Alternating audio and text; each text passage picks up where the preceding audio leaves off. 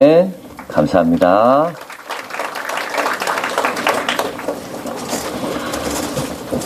엘리야 선지자는 모세와 함께 구약을 가장 대표하는 세 사람 중에 한 명입니다. 왕을 대표하는 사람은 다윗이고요. 율법 대표하는 사람은 모세고요. 선지자를 대표하는 사람은 엘리야입니다. 구약 말라기에 보면 이제 신약으로 시작되는 구약의 마지막 책에 보면 한 선지자 이름이 나오는데 그 사람이 엘리야입니다. 우리 예수님께서 오셔서 그 구약의 말라기가 예언된 엘리야가 오리라는 그 사람이 누구냐? 바로 세례 요한이라고 말씀하십니다. 구약에 있어서 엘리야는 아주 중요한 사람입니다. 이스라엘 왕의 역사를 보면 선지자 없이 왕만 있었던 적은 없습니다. 그래서 항상 왕 옆에는 선지자가 함께 있었습니다. 그래서 사울 왕 옆에 사무엘이 있었고요. 다윗 옆에 나단이 있었고, 그래서 이 왕과 선지자는 항상 왕 앞에 서 있었는데요.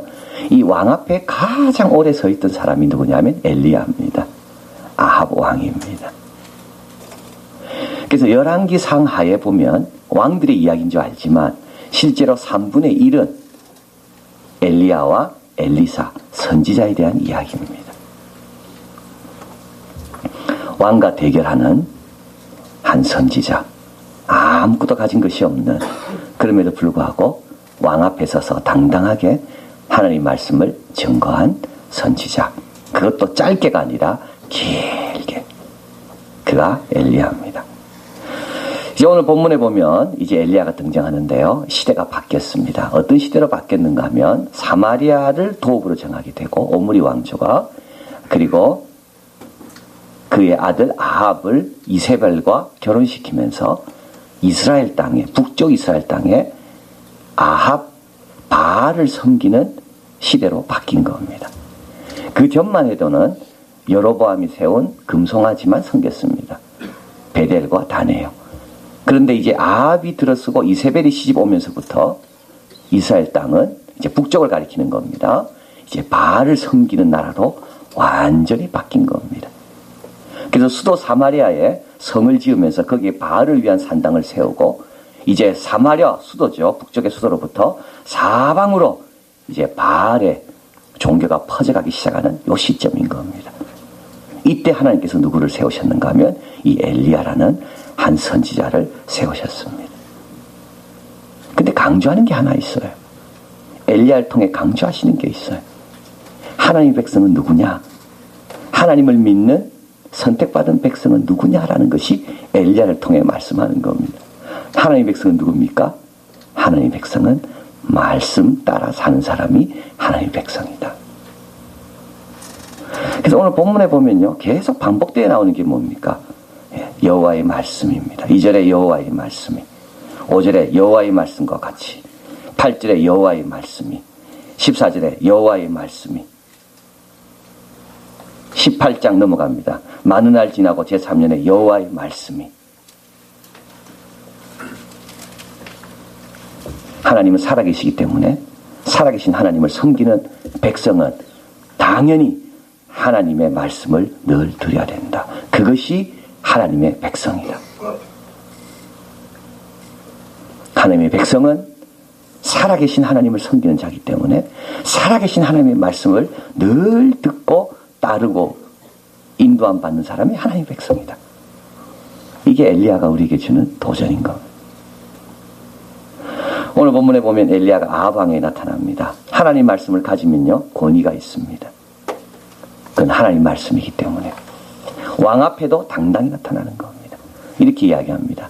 왕, 내 말이 없으면 여기에 우로가 내리지 않는다. 하나님 말씀도 아니고 내 말, 하나님 말씀을 가진 사람은요, 그게 하나님 말씀이기 때문에 권위가 있습니다. 자녀를 양육할 때 말씀을 가진 엄마는 권위가 있습니다.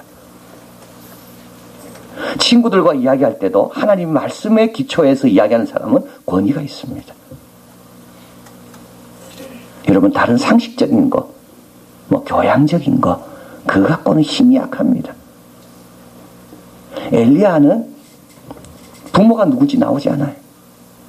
엘리야는 집안 배경이 전혀 나오지 않아요. 갑자기 등장한 게 엘리야입니다. 근데 엘리야의 모든 것들을 다 권위를 세워주는 것은 배경도 아니고 부모도 아니고 지식도 아니고 하나님의 말씀입니다. 이게 바로 선지자하고 제사장과의 차이입니다. 제사장은 아론 계통의 후손이어야만 됩니다. 선지자는 하나님 말씀이 임하면 선지자인 겁니다. 말씀, 우리를 다르게 만드는 겁니다. 왜? 하나님 말씀을 가졌기 때문에, 하나님의 명령을 가졌기 때문에 권위가 있는 겁니다. 또 하나님 말씀을 오늘 본문에 보니까 아주 구체적이고 실생활에 도움이 많이 되는 것을 알게 됩니다. 오늘 본문에 보면 2절에 여호와의 말씀 엘리야에게 임하여 가라사대 너는 여기서 떠나 동으로 가서 요단 앞 그리시네가에 숨고, 하나님께서 어디 숨어야 될지 가르쳐 주십니다. 그래서 아합이요 엘리야를 아무리 잡으려 해도 못 잡습니다. 왜냐하면 하나님이 숨겨진 곳에 딱 숨어 있으니까. 4절에 그 시냇물을 마시라. 얼마나 구체적이십니까? 하나님 말씀은 내 발의 등이요 내 길의 빛이다. 그래서 어떻게 해요? 매일매일 드려야 되는 거예요. 매일매일 드려야 되는 거예요. 그리 시냇가에 숨었습니다. 그 다음에는 하나님 또 말씀하잖아요. 그 시냇물을 먹어라. 시냇물이 마릅니다. 8절에 비가 내리지 않으므로 얼마 후에 그 시내가 마릅니다. 8절 어떻게 됩니까? 여호와의 말씀이 또 임합니다. 가라사대 너는 일어나 시돈에 속한 사르밧으로 가라. 우리 하나님 아십니다. 시냇물이 마른 거를. 그래서 우리 하나님은 시냇물이 마른 걸 아시기 때문에 그 다음에 해야 할 일들을 말씀하고 계시는 겁니다. 걱정할 필요 없어요. 내일 어떤 말씀 주실지 걱정할 필요 없어요. 내일 걱정 내일 하면 돼요. 오늘 하나님 말씀 들으면 되는 거예요. 내일이면 또 하나님께서 필요한 말씀 주시는 거예요. 이게 하나님 백성인 겁니다. 어제 말씀으로 살지 않아요. 오늘은 오늘 주시는 말씀으로 사는 겁니다. 늘 생수를 먹는다는 게 바로 그겁니다. 고이물을 먹지 않아요. 늘 생수를 먹는 거죠. 근데 이 말씀에 또 특징이 있는데 그건 뭐죠? 순종해야 되는 겁니다. 그래야 그 다음 말씀이 들리는 겁니다. 주님께서 말씀합니다. 까마귀들이 6절에 아침에도 떡과 고기를 저녁에도 떡과 고기를 가져올 것이다. 4절에 내가 까마귀를 명하여 거기서 너를 먹이라 하리라. 까마귀 특징 두 가지입니다. 까마귀는요 길들일 수가 없는 게 까마귀랍니다. 까마귀는 절대 길들일 수가 없대요. 또 특징 하나 있다면 까마귀는 썩은 고기만 먹습니다. 까마귀는 고기를 좋아합니다. 근데 까마귀가 고기를 가져오는 거예요. 아침 저녁으로. 엘리야는 믿습니다. 하나님 말씀 그리고 기다리니까 정말 아침에 고기, 저녁에 고기, 그것도 까마귀가. 그러니까는 사드랍과 과부에게 가는 것도 믿게 되고요. 그 다음에는 비가 올 것이라는 하나님의 말씀도 믿게 되고요. 그래서 하나님 말씀은 믿는 자는 더 많은 체험을 갖게 되고 더 많은 말씀을 듣게 된다. 있는 자는 받아서 더 넉넉하게 된다. 이게 하나님 말씀의 특징입니다. 까마귀, 아유 하나님 까마귀 뭐 모르시네요. 까마귀는요 길들이지 않아요. 까마귀요 고기 자기가 먹지 절대 가져오지 않아요. 엘리야는 그러지 않습니다. 하나님 말씀하셨기 때문에. 내가 하나님 말씀보다 똑똑한가? 어제 이정용 목사님 말씀하시더라고. 자기 교회는 거의 새 가족이 많답니다. 근데 기존 교인들 와가지고는요 신앙생활 제대로 못한대. 새 가족은 특징이 있대. 새 가족은 말씀대로 믿는데 기존 교인들은요 말씀대로 안 믿는데. 맞죠 여러분? 신앙생활 오래 한 사람일수록 말씀대로 안 믿습니다. 처음 신앙생활하는 사람은 말씀대로 믿어야 되는 거 당연한 줄 알고 말씀대로 믿습니다. 그래서 가만보면요 처음 신앙생활하는 사람이 신앙생활 더 잘합니다. 반성할 게 많습니다. 우리가 까마귀 하나님 시험하십니다. 내가 까마귀로 먹인다. 할렐루야. 야 까마귀도 하나님 말씀 듣는 걸 보여주시려고 그러는구나. 사드락 가부가 너 공개한다. 사드락 가부는 어떤 사람인데요? 먹을 게 조금밖에 안 남아서 그거 먹고 죽으려는 사람이에요. 근데 그 그 사람이 어떻게 엘리야까지 공개합니까? 자기하고 자기 자식도 요 한 끼 먹고 죽으려고 그러는데. 믿는 겁니다. 하나님 말씀 믿는 거예요. 하나님 백성, 누가 하나님 백성입니까? 하나님 말씀 믿는 사람이 하나님 백성인 거예요. 아주 단순하지만 정확한 겁니다. 믿지 않는 사람은 하나님 백성 아닙니다. 기원전 1230년에서 1180년 일어난 전쟁이 트로이 전쟁입니다.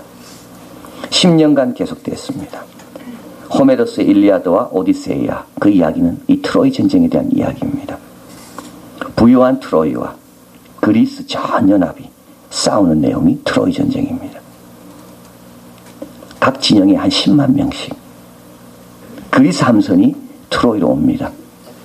1186척, 엄청난 전쟁이죠. 트로이 왕 파리스가 스파르타 왕비 헬레나를, 왕비입니다, 결혼했어요. 몰래 데리고 트로이로 오고, 올 때 그냥 오지 않고 스파르타에 있는 보물까지 가져옵니다. 이것이 이제 싸움의 도화선이 된 겁니다. 여기에 우리가 잘 아는 유명한 그리스 장군 아킬레우스가 나옵니다. 그 유명한 트로이 왕자 헥토르, 아킬레스에게 죽지요. 헥토르가. 그리고 가장 유명한 트로이 목마.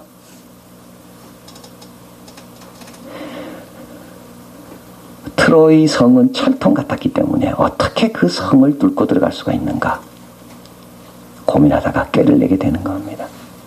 모든 그리스군은 다 철수합니다. 그리고 자기가 있던 진지를 불태웁니다. 그리고 하나 딱 남겨놨어요. 그게 목마예요. 그리고 그 안에 9명의 그리스 전사가 숨어 있는 겁니다. 트로이 사람들이 보니까 트로이 사람들은 말을 좋아했습니다. 그리고 말은 신성한 동물입니다. 그래서 트로이 사람들이 생각해 보니까 그리스 사람들은 다 후퇴한 것 같고 진지는 불탔고 전리품은 남겨져 있고, 아, 도망갔구나. 그리고 사죄의 의미로 이 목마를 만들어서 우리 신에게 바치려고 놓고 갔구나. 그래야 그것을 들고 트로이 성 안으로 들어옵니다. 그리고 술을 먹고 즐기다가 야간에 만취 상태가 됐을 때 트로이 목마 안에 있는 9명의 전사가 나와서 성문을 열고 신호를 보내고, 도망갔다고 생각했던 전사들이 섬에 숨어 있다가 다시 들어와서 트로이 성을 완전히 함락시키게 됩니다. 베스트라우스라는 유명한 전쟁 역사가는 트로이를 이긴 세 요인에 대해서 이렇게 이야기합니다. 어떻게 그리스가 문명화된 트로이를 이겼는가? 첫째, 끈기. 둘째, 문명화된 생활에 덜 구애받음. 셋째, 함대 덕분에 갖는 기동성. 문명 생활에 덜 구애받음. 왜 우리가 담대하지 못합니까? 문명 생활에 구애를 너무 많이 받는 거예요. 아합의 식탁에서 주는 아합의 권세의 부스락이라도 먹으려는 그런 마음이 너무 많이 있기 때문에 하나님 말씀대로 못 사는 겁니다. 엘리야가 주는 도전은 뭡니까? 하나님이 먹이신다는 거예요. 아합이 먹이지 않고. 아합에 비유 맞추지 마라. 말씀 따라 살아라. 그게 하나님의 백성이다. 기동성. 하나님 말씀에 늘 듣고 오늘도 어디로 명령하시는가? 끈기. 어제 들었다고 오늘도 또 듣고 내일도 또 듣고.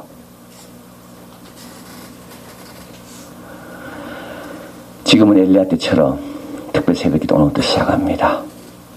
지금 엘리야 때처럼 어느 때입니까?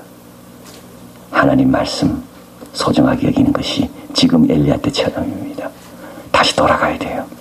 다시 처음 예수 믿을 때, 처음 순수할 때, 아, 말씀이 그렇습니까? 하던 대로 돌아가야 돼요. 해보니까 안 되고 이러니까 안 돼서, 에이구, 말씀대로 안 되네. 이런 생각 가지고는 아합을 이길 수가 없는 겁니다.